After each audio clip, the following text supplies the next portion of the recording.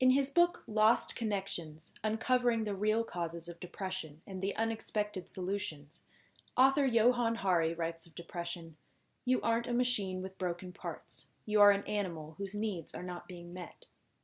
For an epidemically increasing number of people worldwide, prolonged states of depression, anxiety, and disordered thinking are becoming the norm, rather than the aberration. For those with depression and anxiety who have tried pharmacological means to try and cope with depression, they often find that medication alone isn't enough. Their needs are still not being met, to paraphrase Hari.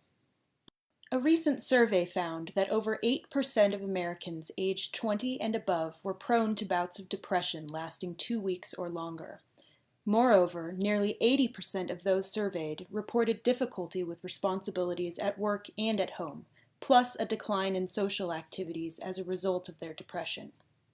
To be sure, a regimen of medication, therapy, meditation, and exercise has been shown to help a vast number of people suffering from depression and anxiety, but in those for whom pharmaceutical intervention has not proven to be a viable alternative in the long run, the struggle continues.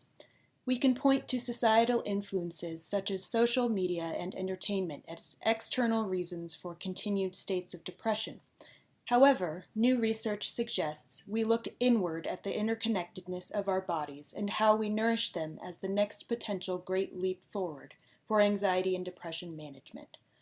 What if the potential answer for long-term depression resided in our gut? You are looking at a microscopic photo of healthy intestinal cilia, brushing out bacteria, unneeded waste, and potentially healthy microbiota that could influence everything from stomach health to rapid response brain activity. The aforementioned research study of prolonged depression noted that gut microbes inhabiting the gastrointestinal tract, gut microbiota, play a significant role in the body's immunological process, as well as their notable role in digestion and the nutritive process.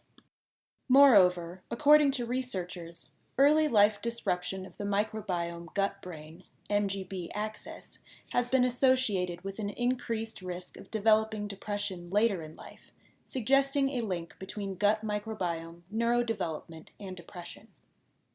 In other words, science has left no stone unturned in their quest to solve depression's physical origins in the brain, but only in recent years have they looked directly into the complexity of the digestive system as a potentially key area of focus. Another study found comorbidity links between major depression and corporeal dysfunctions. The authors discovered the presence of similar trends among the samples of patients with major depression, noting 4 issues in particular: oxidative stress, nitrosative stress, hypothalamic pituitary adrenal axis activation, and intestinal compositional changes. These studies are demonstrating that these factors in combination can add a new element to bidirectional interactions of the gut-brain axis.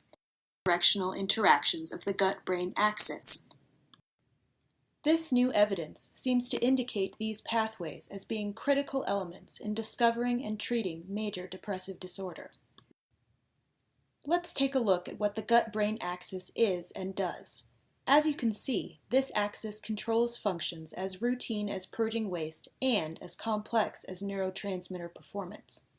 The gut and digestive system is a massive conduit and transit system for body functions of all types.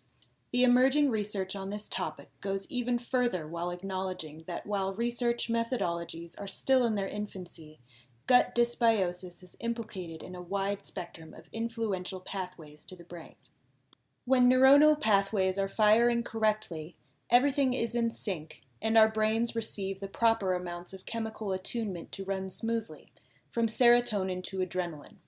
Nevertheless, when pathways are altered by gut microbiota in the negative in an individual with major depressive disorder, comorbid with anxiety, a complex bidirectional communication between the gut and the brain could be underpinning those brain-borne chemical effects, a 2017 study on gut peptides found.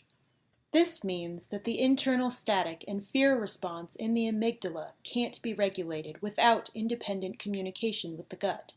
In fact, the gut peptide study perhaps makes the best case for continued research in the gut-brain axis, as it applies to depression and anxiety, stating, "Given the emerging role of the gut-brain axis in a variety of brain disorders, such as anxiety and depression, it is important to understand the contribution of bidirectional interactions between peptide hormones released from the gut and intestinal bacteria in the context of this axis.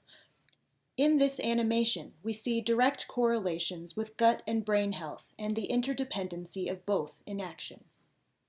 So what can we conclude from these studies? From diabetic reaction to emotional dysregulation, these studies are part and parcel of a growing and adaptive school of thought that A. Gut peptides in the systemic circulation can bind cognate receptors on immune cells and vagus nerve terminals, thereby enabling indirect gut-brain communication, and B. Gut peptide concentrations are not only modulated by enteric microbiota signals, but also vary according to the composition of the intestinal microbiota.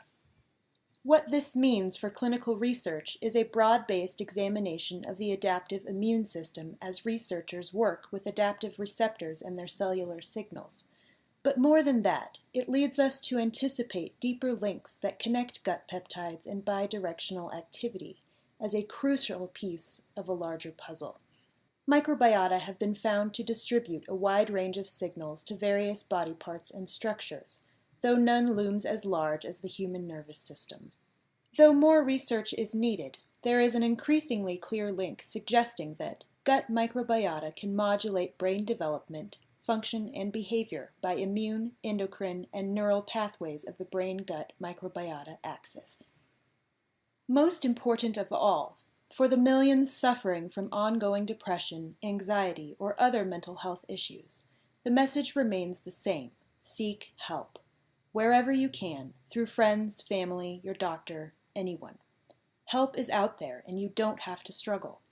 If something doesn't feel like it's working as it should be, like this intestine in this image here, or the properly activated synaptic receptors here, sometimes it's just a gut feeling, but one worth listening to.